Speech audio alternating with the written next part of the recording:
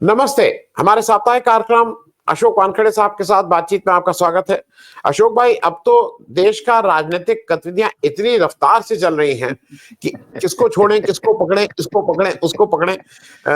लेकिन हर हर उसके नेपथ्य में कहीं ना कहीं अडानी जी हैं, ये तो तय है।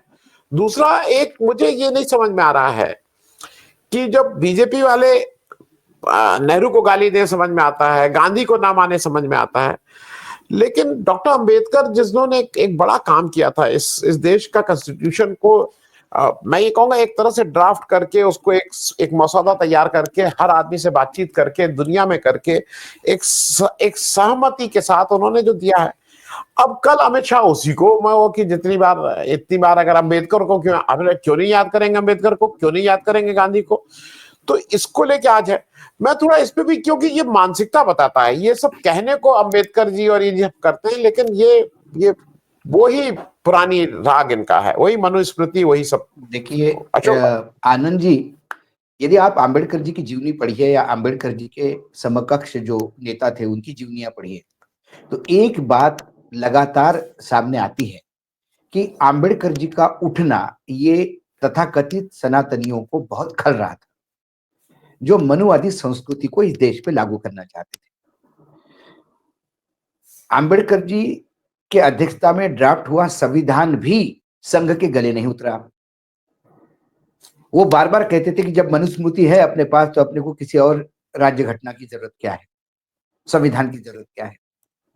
और वो विवाद इतना प्रकोप पे गया कि आम्बेडकर जी को मनुस्मृति की कॉपी जलानी पड़ी, उसकी होली करनी पड़ी। ठीक है, आम्बेडकर जी ने हमेशा सवर्णों से लड़ाई लड़ी। अब क्योंकि इनके पास कोई आइकॉन नहीं है, तो कभी ये आम्बेडकर को ये पटेल को चुराएंगे, कभी ये महात्मा गांधी को चुराएंगे। अब ये आम्बेडकर जी को अपना बोलना शुरू कर दिया है।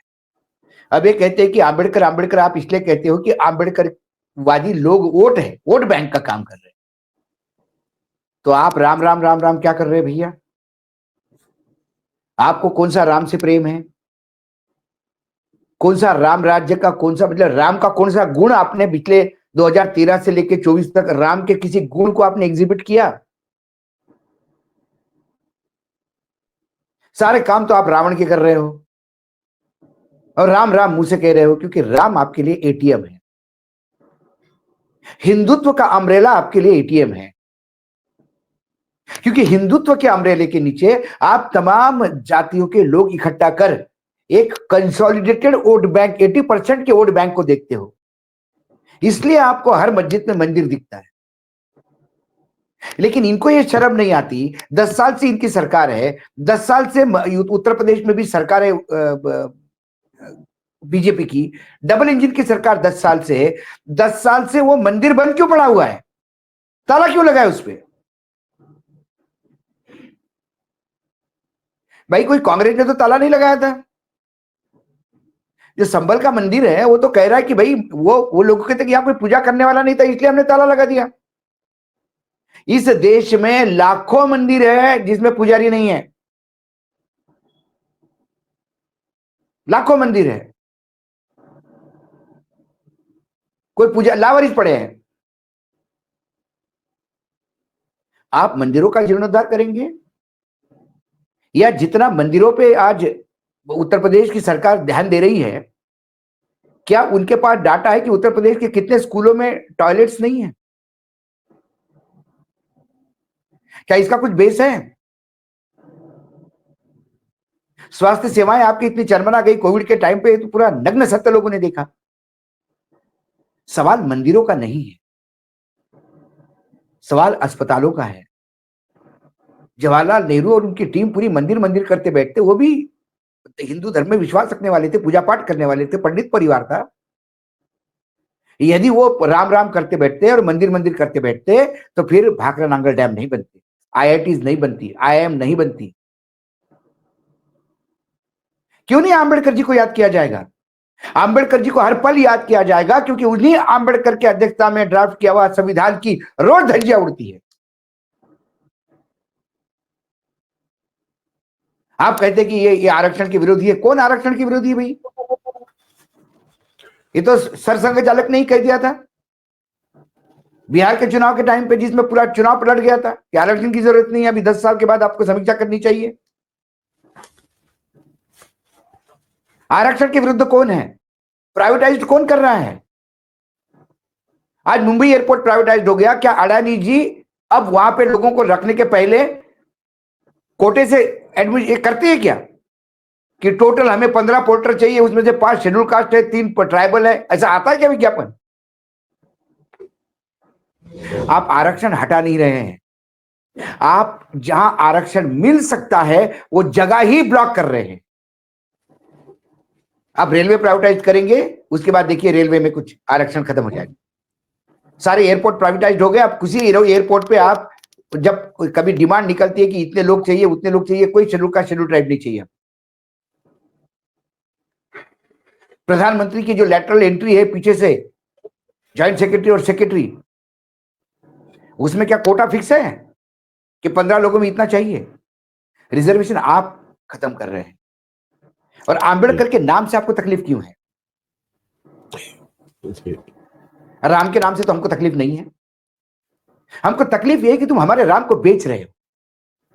मेरा राम बेचने की कॉमोडिटी नहीं है, मेरा राम आध्यात्म है, मेरा राम जीवन में उतरने की प्रक्रिया है।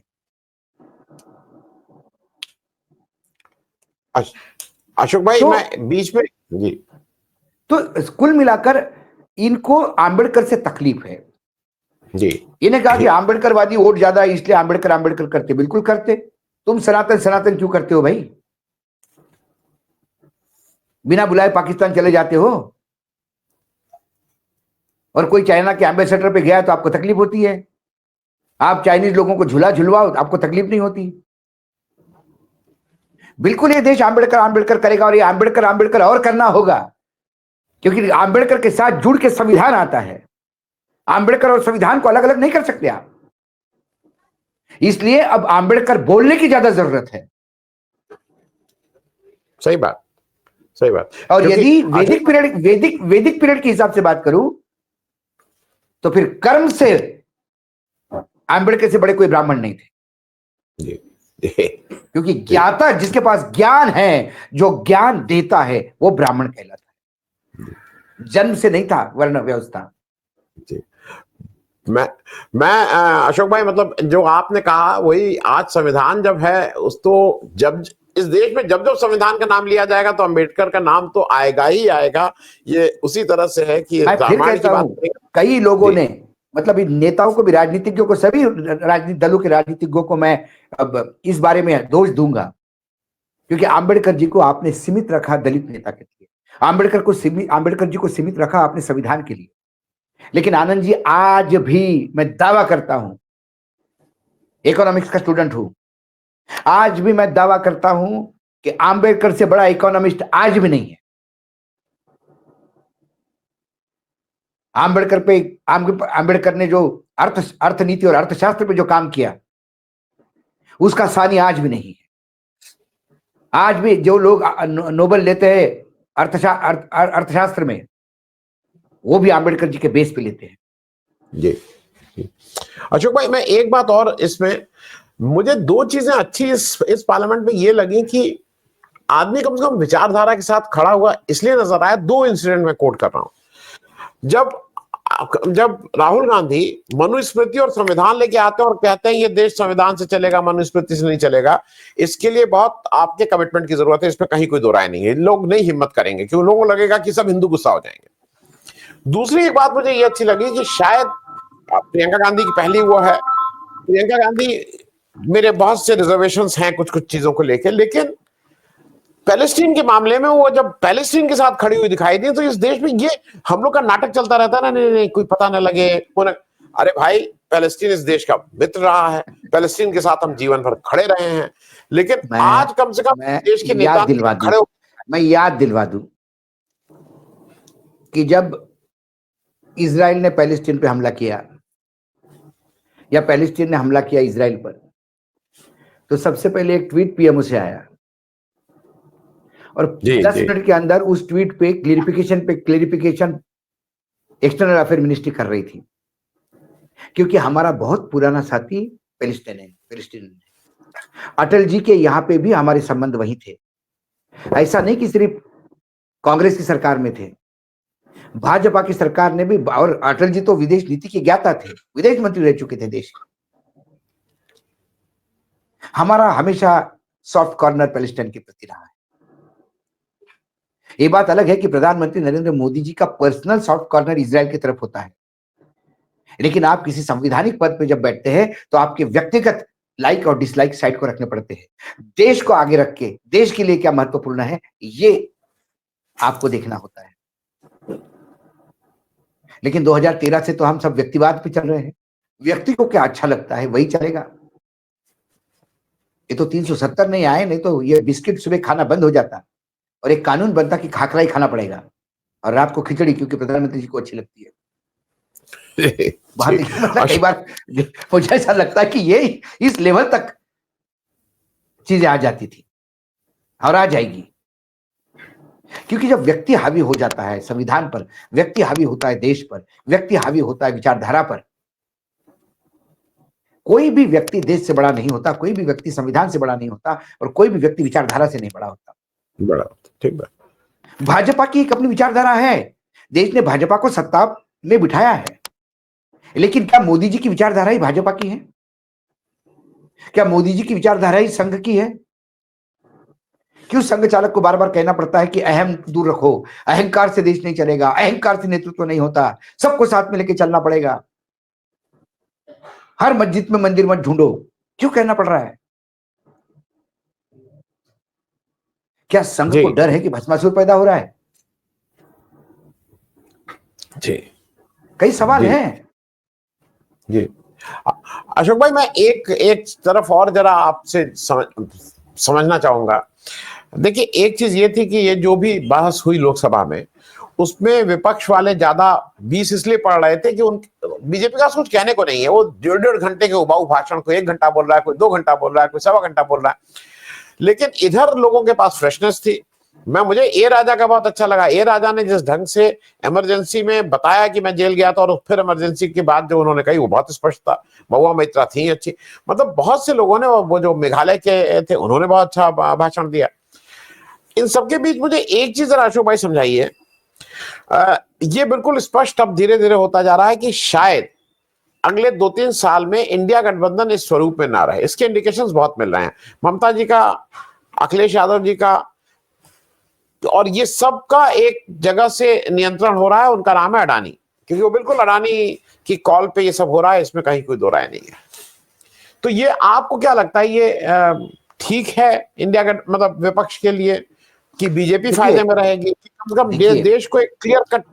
जी, जब भी इंडिया गठबंधन टूटेगा बीजेपी फायदे में रहेगी। इंडिया गठबंधन में जो क्रैक्स आ रहे हैं उसमें जितने अडानी जिम्मेदार है उतना वो भी जिम्मेदार है। देखिए, घर का एक मुखिया होता है, और यदि घर में झगड़े हो रहे हैं, विद्रोह हो रहा है, तो ये मुखिया की कहीं ना कहीं कमजोरी है। जी। कमजोरी छोटी छोटी बातें होती है।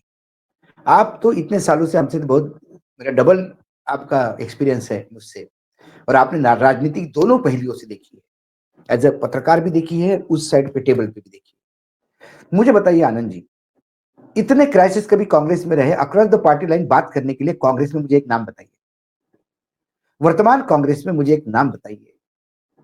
अध्यक्ष तो डायरेक्ट बात नहीं करते पार्टी के, 1 to 1 जो सारी राजनीतिक दलों के साथ जो ओपनिंग होती है, अहमद पटेल हुआ करते थे। अहमद पटेल के बाद कोई है पार्टी में कि जो अक्रॉस द पार्टी लाइन सबसे बात करेगा? आप मुझे बताइए, कल यदि शरद पवार को बात करनी होगी तो किससे करेंगे? सोनिया गांधी से करेंगे? ये शरद पवार जी की पीड़ा है। सोनिया जी की तबीयत ठीक नहीं रहती, उनको भी लगता है कि हम कितनी बार तकलीफ दें। पहले जैसी स्थिति नहीं रही है कि घंटों चर्चा हो जाए बैठ के और विचार विनिमय हो जाए। राहुल गांधी से बात करो तो वो कहते कि अध्यक्ष जी से बात करो, अध्यक्ष से बात करो तो वो कहते कि जनरल सेक्रेटरी ऑर्गेनाइजेशन से बात करो। जनरल सेक्रेटरी ऑर्गेनाइजेशन से क्यों ममता बात करेगी? क्यों अखिलेश बात करेंगे? अक्रॉस द पार्टी लाइन बात करने के लिए आपके पास कोई ओपनिंग है? नहीं है। सिंपल सी बात है, सिटिंग अरेंजमेंट इन लोकसभा, स्पीकर ब्लॉक अलॉटमेंट करता है, लेकिन सीटें तो अलॉटमेंट विपक्ष करता है। बढ़िया चल रहा था कि राहुल जी थे, पास में अखिलेश जी थे, इधर डीएमके के नेता बैठे हुए थे। मैसेजिंग भी अच्छी थी, मैसेजिंग थी पूरी जगह भाई, बहुत बढ़िया मैसेजिंग चल रही थी।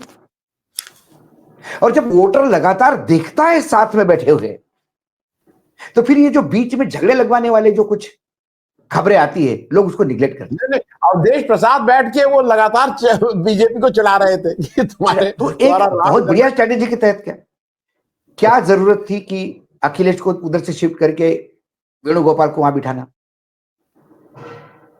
क्या जरूरत थी वेणुगोपाल को वहां बैठने की? आपने कभी अहमद पटेल में राज्यसभा में ऐसा देखा कई नेता के पास आके बैठते हुए?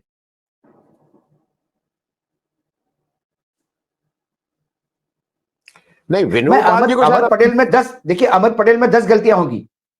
अहमद पटेल बहुत कमजोरियां थी, अहमद पटेल ने बहुत जगह पार्टी को बर्बाद भी किया, लेकिन अक्रॉस द पार्टी में एक एक, मतलब यदि अच्छा ही देखे तो अक्रॉस द पार्टी बात करने के लिए कौन है आज पार्टी में? किससे बात करेंगे मुझे बताइए? कि शरद पवार का पर्सनली 1-to-1 में मेरी बात, बोला कोई बात ही नहीं। क्या करें?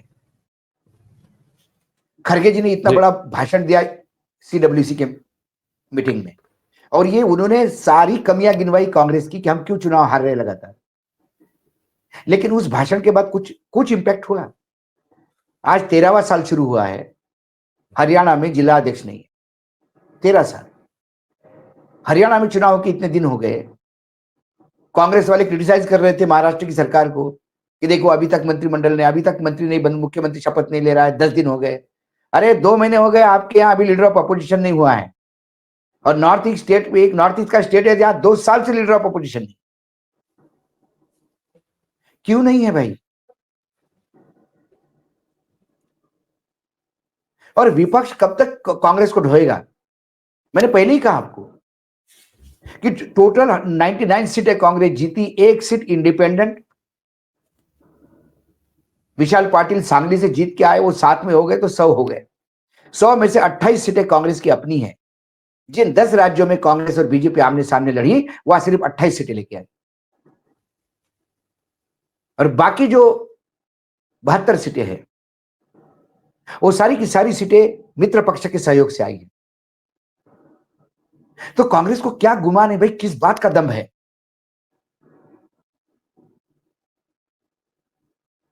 यदि आप सबको साथ में लेके नहीं चलोगे तो क्या होगा? बिखर जाएगा मामला, या फिर कांग्रेस अकेली पड़ेगी, बाकी एक बड़ा फ्रंट तैयार हो जाएगा। फिर कांग्रेस आएगी अपने 20-30 पे लड़ेगी। हर राज्य में कांग्रेस को किसने खत्म किया? उत्तर प्रदेश में 2% पे कांग्रेस को ले आया, बिहार में कांग्रेस को नीचे को ले आया, बंगाल में कांग्रेस को किसने साफ किया, तेलंगाना, आंध्र प्रदेश में कांग्रेस को कितने साफ किया, तमिलनाडु में कांग्रेस सिर्फ डीएमके के भरोसे जिंदा है। अब गुजरात में धीरे धीरे कांग्रेस मर रही है, उसकी जगह आम आदमी पार्टी ले रही है। पंजाब में कांग्रेस ने किसने खत्म किया? पंजाब में तो आपके और मेरे आंखों के सामने कांग्रेस खत्म होती हुई देख रहे थे, आप और हम देख रहे थे इस बात को। हमको दिखाई देता है, सारी दुनिया को दिखाई देता है, मीडिया को दिखाई देता है, गोदी मीडिया को दिखाई देता है, जो नॉन गोदी मीडिया है उसको दिखाई देता है, और इनको ही नहीं दिखाई देता। और बाकी बचा हुआ अडानी जी तो कांग्रेस में इतने घुसे हुए हैं जो बाकी राज्यों की, बाकी राजनीतिक दलों में नहीं। कांग्रेस का कौन सा मुख्यमंत्री ऐसा है जो अडानी जी के साथ टाइप नहीं उसका? एक राहुल गांधी छोड़े तो बाकी सब अडानी जी के दरबार में हाजिरी भरने वाले लोग, एक राहुल गांधी छोड़े तो। जी। और राहुल गांधी जी को इतनी अडानी जी से नफरत है, उनको वाकई लगता है कि अडानी जी बिल्कुल देश बर्बाद कर रहे हैं, तो फिर अडानी के मित्रों को पार्टी से बाहर क्यों नहीं करते? वैसी पार्टी में रह के ज्यादा तकलीफ दे रहे हो, दिमक के जैसे खा रहे पार्टी को। ये पीड़ा मेरी आपकी नहीं है, हम तो पत्रकार है। कल कोई कांग्रेस सत्ता में आएगी तो हमको उनके खिलाफ, हम तो सरकार पर सवाल उठाते हैं। जब यूपीए सरकार थी तो हम यूपीए पे सवाल उठाते थे, तब बीजेपी के दोस्त हुआ करते थे। आज बीजेपी हमको दुश्मन मानती है, कांग्रेस भी दुश्मन मानती, पता लगे। हम तो सवाल उठाएंगे, चाहे विपक्ष हो चाहे सत्ता पक्ष हो, जहां गलत दिखता है वहां तो बोलते हैं। और ये जी। गलत मैं नहीं कह रहा हूं, आप घूमिए, आप उत्तर प्रदेश में हैं, उत्तर प्रदेश सत्ता की चाबी है। उत्तर प्रदेश में आप कई नेताओं को जानते हैं, आप पीड़ा सुनिए उनकी। नहीं नहीं अशोक भाई, मैं वन ऑन वन बता दूं, इनके अध्यक्ष मिले थे मुझे किसी कार्यक्रम में, बगल में थे, कहने देखिए सब कमेटी भंग हो गई और बिल्कुल नया। हमने कहा कि देखिए बधाई तो तब लीजिएगा जब चंगू मंगू से छुटकारा पाइएगा। देखो नई कमेटी बस में चंगू मंगू ही सब करते हैं कि आप कुछ कर पाते हैं। यहाँ चंगू मंगू है, चंगू अब मंगू चंगू ही है। मंगू जो चंगू मंगू जो चाहेंगे वो करेंगे, और पूरे सबको पता है चंगू मंगू है। मैं एक अशोक भाई एक जरा एक चीज और उस पर कर लूं, ये वन नेशन वन इलेक्शन, ये जिसको कहते हैं ना, ये करना क्या चाहते हैं? ये सरकार जो है, ये सरकार, मुझे कई बार हंसी आती है, इनको इतनी जल्दी है सर, और मुझे कई बार लगता है कि डिफोकस करने के लिए है। जब लगातार अडानी के लिए ऑस्ट्रेलिया में आंदोलन हो रहे, केनिया से भगाए गए, ये हो गया संभव वो हो हो गया, गया रोज यहाँ रोज अडानी हो रहा था, ठीक है, रोज नया नया स्कैंडल बाहर आ जा रहा था अडानी जी को लेके। तो इन्होंने एक नया शगुफा का निकाला कि वन नेशन वन इलेक्शन, और उसका तुरंत उनको मालूम है ये 2/3 मतों से पास नहीं कर सकते, ये पता है इनको। मुझे पता है कि मेरे पॉकेट में, मेरे अकाउंट में 1 लाख रुपए पड़ा है, मैं जबरदस्ती लखनऊ में आपके साथ घूमता हूं, जरा मुझे 1.5 करोड़ का फ्लैट देखना है। और वो जब बेचने वाले को भी लगता है कि भैया आनंद जी के साथ आदमी आया, देखो कोई बढ़िया लेता होगा, और भाई साहब कितने में और क्या, और फिर आनंद जी पूछते कब लेंगे। मैं सोचता हूँ कि मेरे ग्रैंडसन की शादी होगी तो उसको गिफ्ट देंगे। तो ग्रैंडसन क्या करता है आपका? नहीं, अभी मेरे बेटी की शादी नहीं। मुझे बताइए, महिला आरक्षण बिल क्या तत्परता से लाए थे प्रधानमंत्री, विशेष सदन बुलाकर, क्या मैसेजिंग दिया है उन्होंने, कब लागू होगा अभी भी बता पाएंगे क्या? अभी बताएं, ये वन नेशन वन इलेक्शन छोड़ो, महिला आरक्षण बिल कब लागू करेंगे, डेट बताएं। वन नेशन वन इलेक्शन 1937 में 2037 तक का एक्सपेक्टेशन है कि 2037 में लागू होगा। जरूरी क्या है अभी वन नेशन वन इलेक्शन का? अरे आप किस 2037 तक सरकार रहेगी नहीं रहेगी पता नहीं, नई सरकार आई और उसने ये टर्न डाउन किया तो क्या करेंगे? ये 5 साल तक तो ये बिल ही नहीं पास होगा, क्योंकि इसके पास 2/3 वो है ही नहीं, 2/3 मेजोरिटी है नहीं, है संविधान अमेंडमेंट है ये।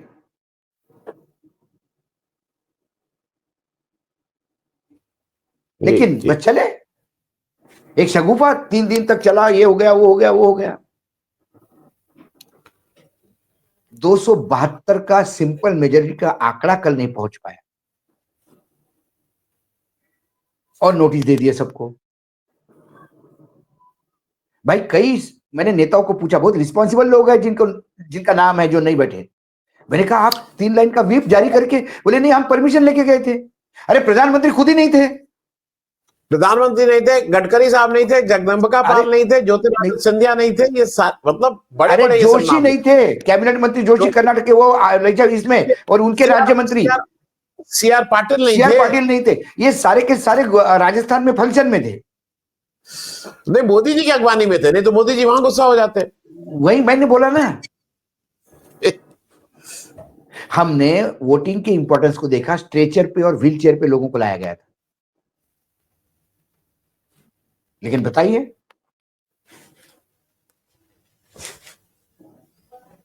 जी जी, मैं अशोक भाई बस एक खत्म करने से पहले एक अंतिम बात, क्योंकि उससे ही जरा आपसे एक मुझे और बात करनी है सर, एक बात मुझे और करनी है। प्रधानमंत्री ने संविधान के उस इशू पे जो भाषण दिया, उसमें उन्होंने जो 1951 का जो अमेंडमेंट किया, पहला संविधान का जो अमेंडमेंट था, उसको जवाहरलाल नेहरू का पाप बताया। और वो जवाहरलाल नेहरू ने संघियों के हिसाब से पाप किया है। भारतवर्ष के लिए लोग भगवान मानते हैं उस अमेंडमेंट की वजह से। उसमें 3 बातें हुई थी। पहला, जमींदारी ऑब्लिगेशन हुआ था, गरीबों को जो जमीनें मिली जमींदारों से जमीनें लेके, वो जवाहरलाल नेहरू के उस संवैधानिक अमेंडमेंट से था। दूसरा, इक्वेलिटी, रिजर्वेशन का रास्ता, रिजर्वेशन की नींव डाली है उस अमेंडमेंट ने। और तीसरा था अभिव्यक्ति की आजादी पे एक अंकुश। अंकुश क्या था? अंकुश ये था कि आप ऐसा लिख या बोल नहीं सकते जिससे भारत के दूसरे देश से संबंध खराब हो जाए। आप लिख या बोल नहीं सकते जिसमें भारत में दंगे हो जाएंगे। आप लिख या बोल नहीं सकते जिससे आप क्राइम करने के लिए लोगों को उस्काते हो। किसी की हत्या करने के लिए आप उसका नहीं सकते किसी को, वो पाप है। आज भी जब कोई बोलता है कि उसका हाथ काट के आओ, मैं 1 करोड़ रुपए देता हूं, तो उसके ऊपर एफआईआर दर्ज होती है। आज भी वो अभिव्यक्ति की आजादी नहीं है। प्रधानमंत्री के पिता के ऊपर थोड़ा सा नाम को लिख कर दिया तो आसाम से पुलिस पहुंच गई थी, पवन खेड़ा को प्लेन से उतार दिया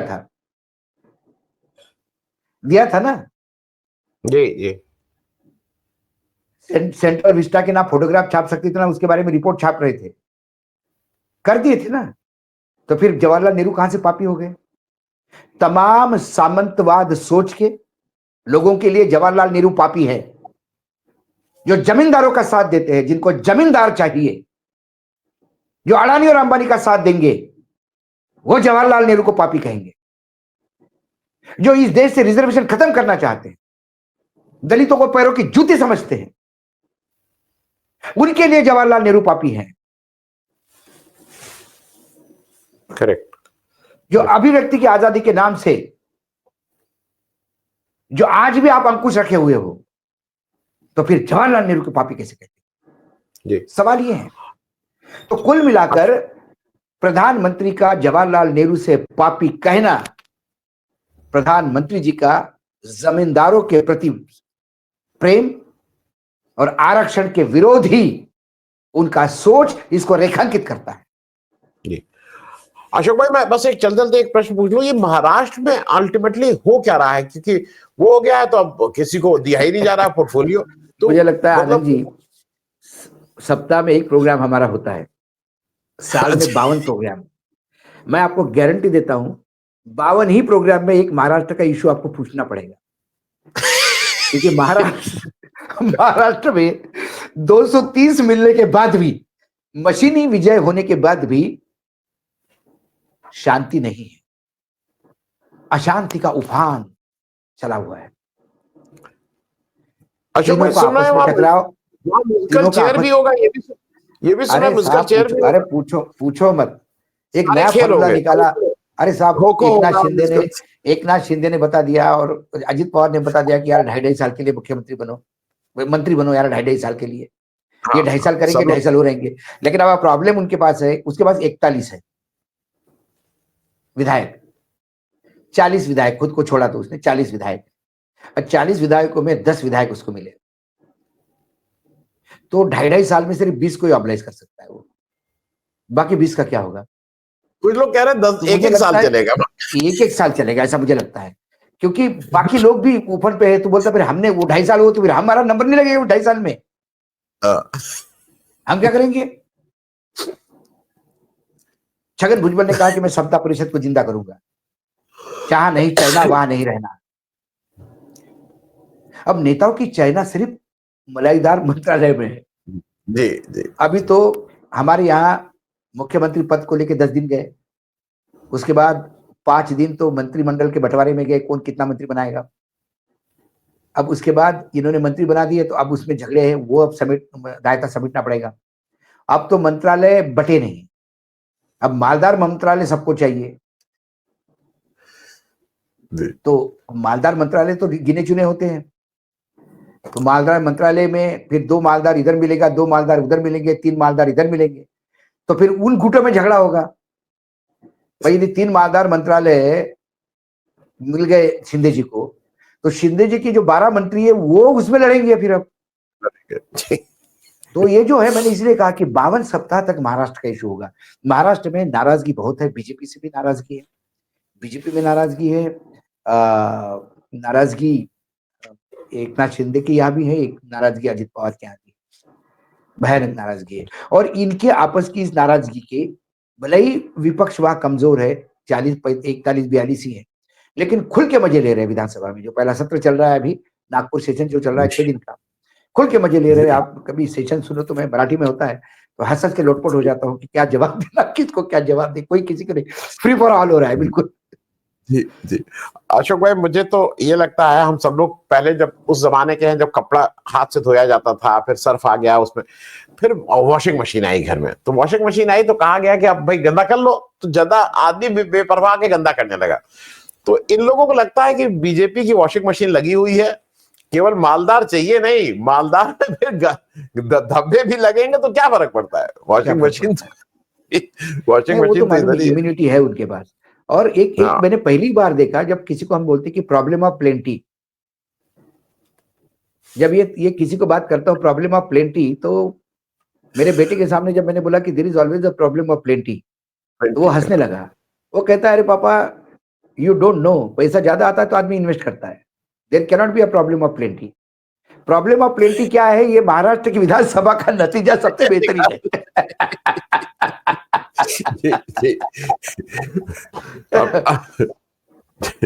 ठीक है अशोक भाई, thank you so much for joining, बहुत बहुत धन्यवाद। धन्यवाद धन्यवाद धन्यवाद।